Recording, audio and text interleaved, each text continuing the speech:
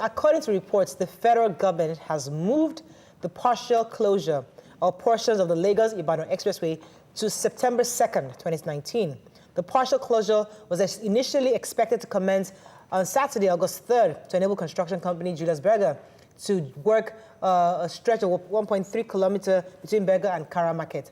However, joining us on the show now is the Zonal Commanding Officer, FRSC Zone 2, covering Lagos and Ogun State, Assistant Corps Marshal Samuel A. Obayemi. Welcome to the show, sir. It's a pleasure to be here this morning. You can call us 070-806-68014. You can also tweet to us at TVC Connect. Please hashtag YourViewTVC so we can read your tweets. All right, so people had initially planned for that August 3rd, but suddenly we got a report saying that it's been moved to September 2nd. Why was that? Well, I want to believe that the government of the day is considering the fact that a partial closure of that road will affect a lot of stakeholders. A lot of landlords live around that area. We have people who hug their wares on that particular portion of the road, and they need to be synthesized and informed well ahead of time. We have carried on this extension program for quite some time now, but the federal government believes that we still need to extend that to cover the religious bodies along that corridor, because they have programs that have been lined up for this month of August, for instance. Just last Saturday, MFM had their program, which is a monthly program that comes up every Saturday of the month. The same thing with RCCG.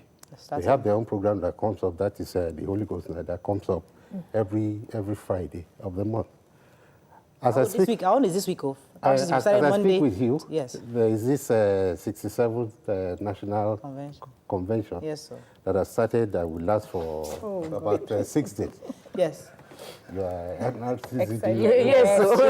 the thing is, and God said. So because of some of these reasons and all other reasons, there will be need for us, for the federal government, to give an extension. We have done the way they have just done. Recently, we were speaking with the former Minister for Works, and he was explaining that for us to quickly complete that road, they would need a total shutdown. And the government now is saying, so another partial shutdown. Explain to me, what exactly do they mean by a partial closure of the road, and why another partial one? I think there is no way there can be total closure of the road, because Lagos to Ibadan is 127.6 kilometers. There is no way the construction company can work at the same time on that road. It has to be segmented. So if there's need to work on a particular portion of the road, there will be partial closure. Partial closure means that alternatives will be provided for people to move freely. Okay, so that's, I just came back from Ibadan yesterday, and they've not even done partial closure. Yet, Lagos to Redeem, on a normal day, just took about, Ibadan to Redeem took like barely an hour. But between Redeem to get into Lagos took 2 hours. And they haven't even done any partial closure. Apart from, is it different from what we have, where they just create the slide, change it into one way? When you say partial closure, what should people expect, those that apply that road? What would happen? Well, presently we are making use of 4 lanes. 2 this side, this is the 2 inward, 2 outward. With the closure that is expected to come up on the 2nd of September, what that means is that people coming into Lagos, we have to make use of the inward road into Lagos. So 4 lanes will now become 2 lanes. And what is important is we are up to the task. We want to assure members of the public that nothing will go wrong. The gridlock that a lot of people expect will come up will not be noticed. That's because we have put everything in place. We have a corridor covering Lagos-Ibadan Expressway. On an hourly basis, we have a corridor commander who reports activities on that stretch of road. And we have about 7 commands on that corridor. So when there is any problem on that road, the corridor commander calls the next command to do what is expected of that command, so that there will be free flow of traffic. Okay, I'm aware that it will take about 4 months for this job to be done. But my fear is, what happens if along the line the project is being abandoned? I'm giving you a case in study here. There's a bridge that was being constructed around Penn Cinema. Penn Cinema has been blocked for as long as I can remember. We had to struggle to find an alternative. Right now, it's been abandoned and nothing is happening, and we're still struggling on that alternative. If anything happens and this project is abandoned, what happens to the commuters? It is not expected that anything will go wrong. Lagos-Ibadan Expressway is a very important stretch of road that a lot of commuters mix it up. On the average, 25,000 vehicles fly that road, which includes private vehicles, public vehicles, buses, trailers, and tankers. So when you take the average of 5 passengers on a vehicle plying that road, you are talking of close to 250,000 commuters that ply that road on a daily basis. So the construction company, this is a reputable construction company, cannot afford to abandon that project. Okay. Cannot afford to abandon that project. You've assured us that you have it under control, and that the gridlock we are suspecting would happen might not happen or will not happen. So I just want to be further reassured, because what exactly is the state of the part of the road that we'll be using? How good is it? Because apart from organizing traffic, the state of the road will, of course. Let me add to the question, because when I was going, I saw officials where there was an accident. Well, it's not about, I believe that they would report. Your sector commander will report, the person in charge will report what can be done, because sometimes you need high-powered articulated vehicles to remove the obstructions.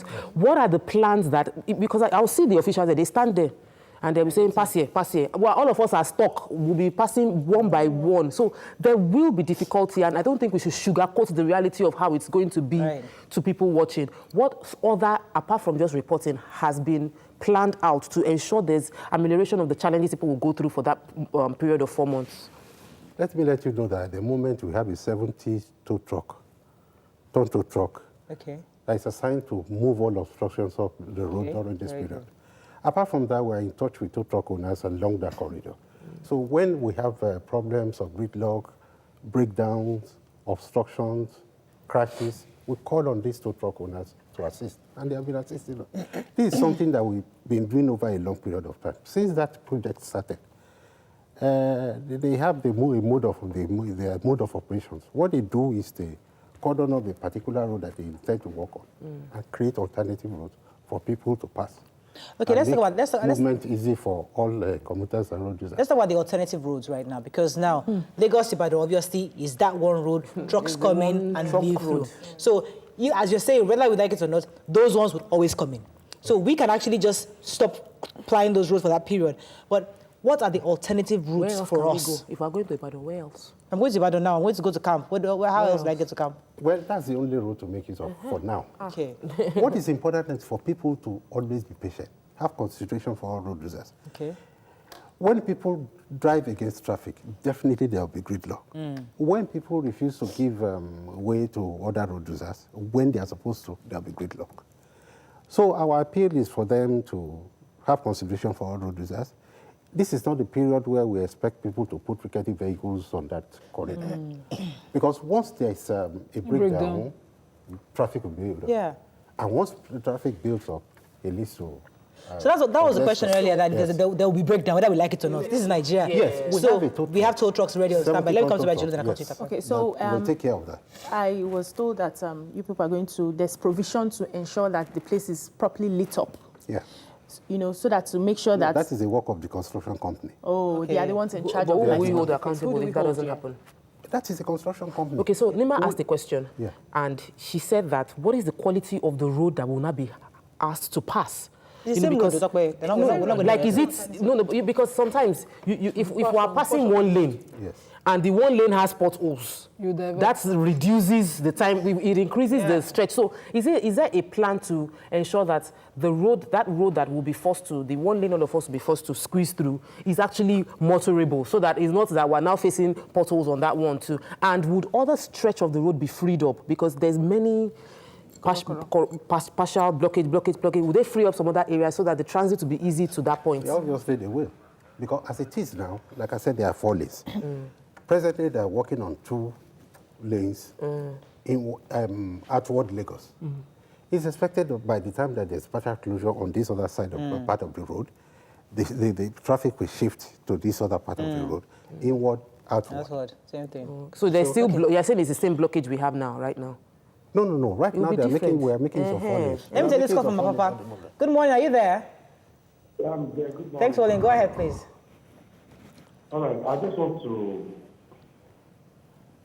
Yeah, I'm here. Good morning. We can hear you. Listen to me, please. Go ahead. Please make a contribution. Okay, are you hearing me? Oh. You're listening to your TV. That's why it's delayed. Listen to me directly, please. They are men. They were extorting money from all the trailers. And those things...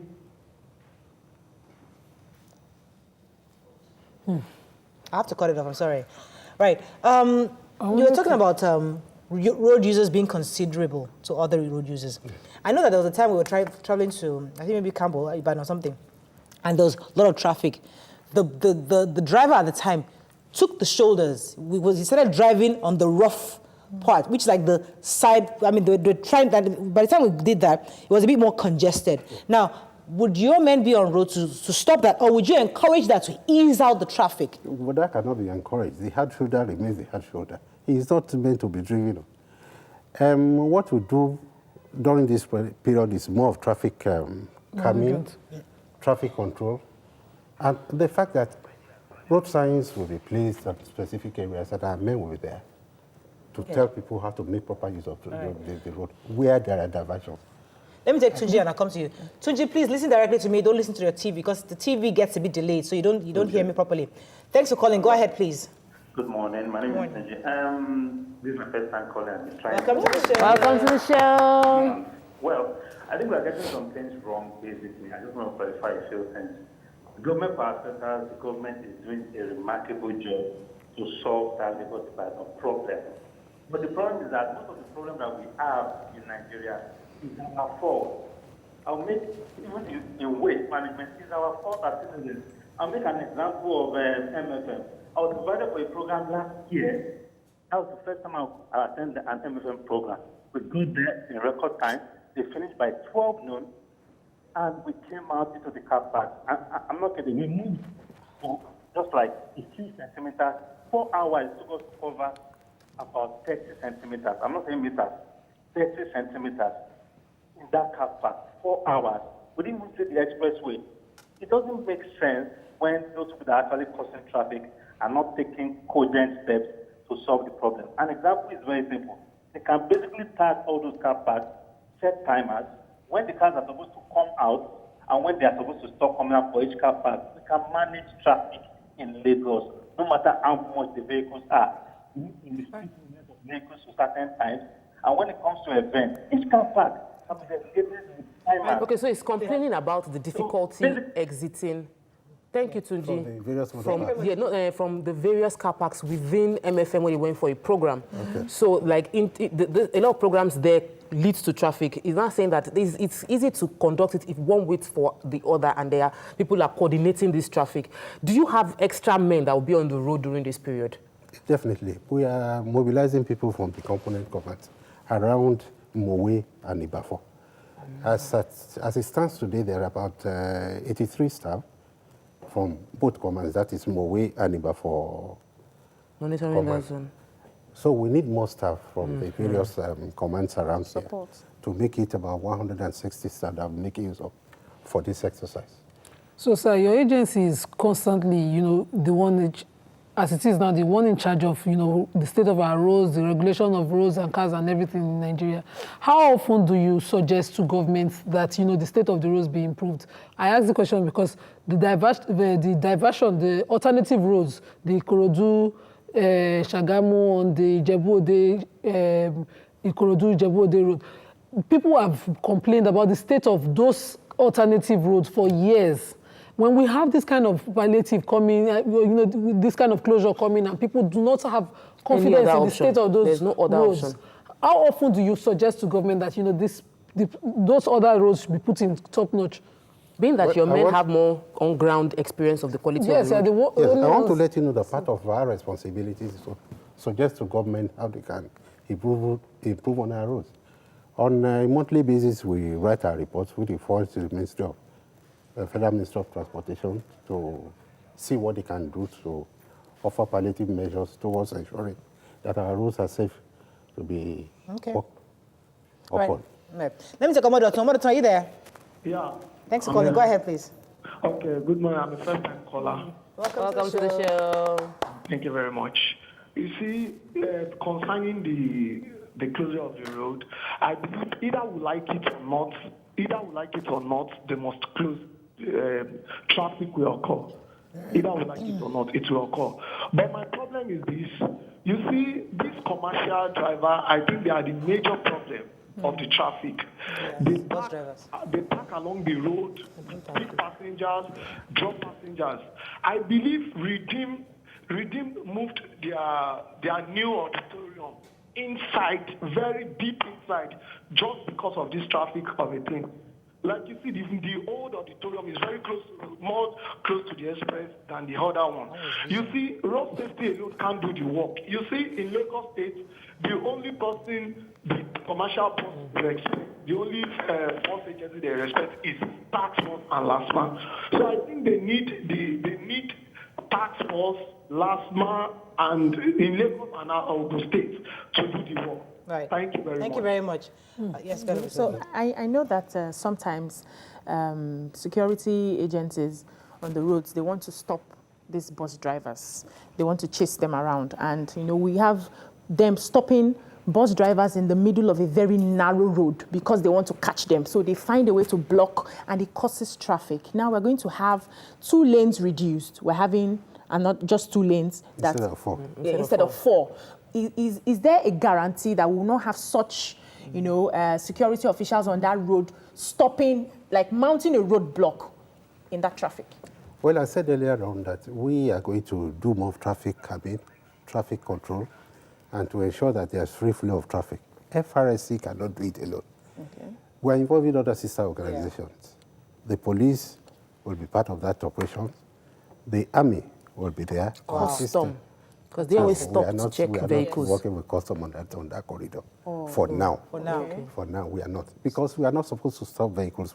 So it's going to be more of subtle enforcement. Right. We are going to deal decisively with people who drive against traffic. Okay. Because that is one of the major factors that result in a great load on that corridor. Okay. So, be understood. Let me take Alaji. Alaji from Alaji Hassan. Thanks for calling. Are you there? Good morning, everybody. Morning. Good morning. Please allow me to talk briefly about the first topic and secondly about the second topic. It's your view. Let it count. Go ahead. The first topic is this. You see, whoever wants to form a government, please, he should go through the right channel.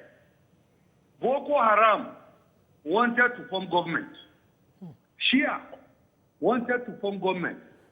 Sowore wanted to form government. If you want that one, go through democratic process. Let us vote for you. Don't go through the back door. Sowore is a candidate in the previous election. For him to be calling for revolution now, I don't understand where he is coming from. People are looking for cheap popularity in Nigeria. We have to be very careful the way people talk. Secondly, about the traffic on Lagos-Ibadan Expressway, the road safety, please, they should be up and doing. Because there was a man that called before about the extortion by your men on the road. And what we are seeing is that you people should deploy more vehicles to remove all the obstructions on the road. You should be up and doing so that there will be free flow of traffic along that route. That is the problem. It is high time we begin to look at ourselves and talk very well. Even the Apapa Green Law, this government, I'm disappointed for a government not to be able to control a common traffic in Apapa, and this thing is telling seriously on our economy. Thank you very much, Alaji, for bringing up that. The issue of Apapa Green Law. Before we go there, please. Before we go there, please. I realize that when we do partial closure, and everybody is now on one lane, there's no demarcation of who is coming and who is going. Yeah. And it happened because you now see somebody trying to overtake and face you head on, driving very fast.